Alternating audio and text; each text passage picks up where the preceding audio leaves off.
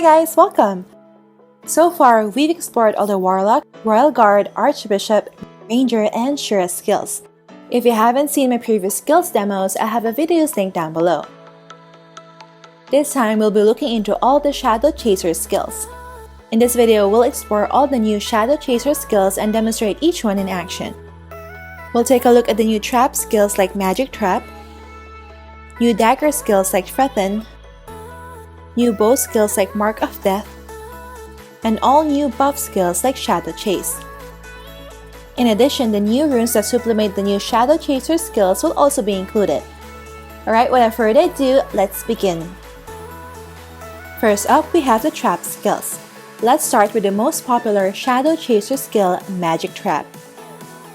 This is an AoE trap skill that deals physical damage per second and SP reduction to enemies stepping on the trap. Its damage is based on the Shadow Chaser's physical attack and targets int stat. Up to 2 traps can be laid on the ground and each trap lasts for 15 seconds. At max skill level 10, the damage multipliers and SP reduction will be greater. Magic Trap is the bread and butter of Shadow Chasers for PvP and WoW due to its range and insane damage. It is not affected by element and race modifiers, so using Hydra card won't increase its damage against other players. The damage of Magic Trap will also not be reduced by the enemy's demi-human damage reduction. Investing on attack, ignore death, and melee or range damage stats depending on the weapon will greatly improve Magic Trap's damage output. Furthermore, there are runes that can enhance its damage and SP reduction. Magic Trap's strong runes increase the damage of Magic Trap by 10% each. Meanwhile, Magic Trap Exorcism runes each increase SP loss by 20. Second, we have Chaos Panic. This is an AoE crowd control trap skill that has a chance to inflict the fear status for 4 seconds to enemies stepping on a chaotic pattern on the ground. Only one chaotic pattern can exist and it lasts for 15 seconds. Each use of Chaos Panic consumes 1 wall paint. This is a really useful defensive skill in WoW as attackers won't be able to control their characters for 4 seconds, allowing you to pick them off easily. Next up, we have Manhole. This is a single target crowd control trap skill that will immobilize and remove the buffs of an enemy. In addition, the enemy trap in the Manhole will have immunity to damage but cannot perform any action such as auto attacks and skills for 4 seconds at skill level 1 and up to 6 seconds at max skill level 5. Only one Manhole can exist and it lasts for 15 seconds. Take note that this skill costs 1 wall paint and it doesn't work with minis and MVPs. There are several runes which supplement Manhole. We have 5 Manhole Devour runes, each of which increases the duration of target trap in the Manhole for 0.5 seconds. Also, we have 5 Manhole Mastery runes, each of which reduces the cooldown by 2 seconds. Without runes, Manhole has a cooldown of 13 seconds. If these 5 Manhole Mastery runes are activated, the cooldown will now only be 3 seconds. Last for the trap skills is Bloodthirst. This is an AoE skill wherein enemies will lose 1% of their max HP per second when stepping on the bloody pattern on the ground. If the enemies have high missing HP, the rate of HP loss will be faster. To further augment the effect of this skill, you can activate the free Bloodthirst Cage runes. These runes decrease the movement speed of the targets by 10%, which becomes more powerful as the target's HP percentage drops.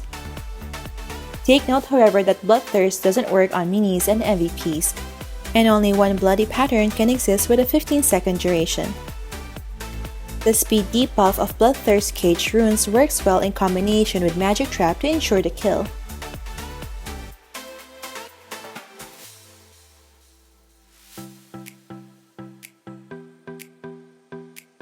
Next, let's take a look at the Dagger exclusive skills. First up, we have Counter Instinct. This is a passive skill wherein a Shadow Chaser that uses Dagger will deal more damage to and receive less damage from enemies that are equipped with Dagger or sword weapon. At max skill level 10, there will be 20% damage increase and 20% damage reduction. Counter Instinct is an important passive for Dagger-type Shadow Chasers to quickly burst Dagger and sword-wielding opponents with the Ambush Backstab combo. Another skill that can be used with a Dagger-type build is Frettin. This is an active single-target skill that reduces an enemy's attack, magic attack, and movement speed for 5 seconds at skill level 1 and up to 9 seconds at max skill level 5. The reduction in attack, magic attack, and movement speed is 50% at max skill level 5. The target's defense may also be reduced by activating the 5 Frettin runes. These runes decrease the defense of the target by 5% each.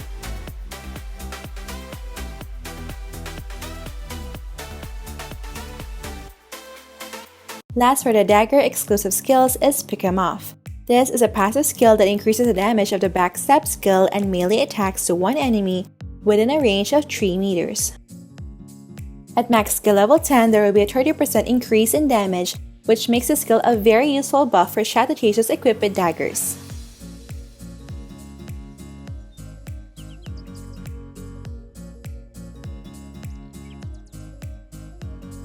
Now let's discuss the 2 bow exclusive skills. First up, we have Covered Shot. This is a passive skill that reduces a target's critical, hit, and movement speed when they are hit by an auto attack or skill from a bow-wielding Shadow Chaser. At max skill level 5, the enemy will have less 50 crit, less 100 hit, and less 25% movement speed. This is a helpful debuff for the bow type build. For the other bow exclusive skill, we have Mark of Death. This is an active single target skill that marks one enemy within a range of 15 meters, causing them to take more range damage. At max skill level 10, the additional range damage is up to 20%. Take note that the mark only lasts for 30 seconds. This skill can be supplemented by the Mark of Death Chase Down and Mark of Death Nightmare runes. Mark of Death Chase Down runes add an effect to the skill wherein marked targets cannot go invisible for 3 seconds. Activating 4 of these runes increase the duration to 12 seconds total. On the other hand, Mark of Death Nightmare runes increase the damage of Mark of Death by 2% each. Activating 5 of these runes increase the range damage by a total of 10%. Lastly, we have the buff skills. First up, we have Deadly Infection. This is an active skill that increases the Shadow Chaser's resistance to abnormal status effects. At the same time, any abnormal status effect received will also be reflected to the one who inflicted it. This is a good defensive skill in WoW where you can return the stun of those Bash-type Rune Knights or the frozen effect of those Warlocks. Another new buff skill is Shadow Chase. This is a passive skill that increases physical damage and attack by 2% when hiding. However, this skill does not work when Enhanced Hiding is active. At max skill level 5, there will be a 10% increase in both physical damage and attack. Shadow Chase goes well with Magic Trap since you can just place your trap then hide to have higher Magic Trap damage output. In addition to these 2 new skills, there is also a new rune that gives a new passive called Shadow Chaser. This rune increases the movement speed by 8% and increases physical and magic damage reduction by 4% for 4 seconds after using a skill. Activating all 4 Shadow Chaser runes will grant 32% movement speed and 16% physical and magic damage reduction. These runes will greatly help in your survivability in PvP and WoW. Alright, now that we've gone through the Shadow Chaser skills, let's take a look at the various Shadow Chaser custom color options.